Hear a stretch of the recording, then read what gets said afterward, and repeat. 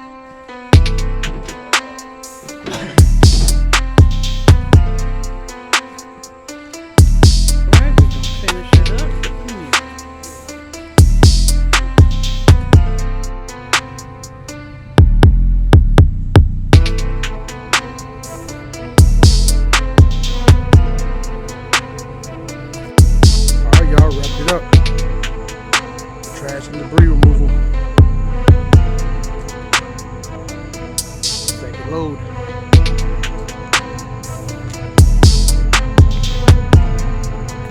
Landfill. Drop this trash off. Hey, another load. Know how we do it.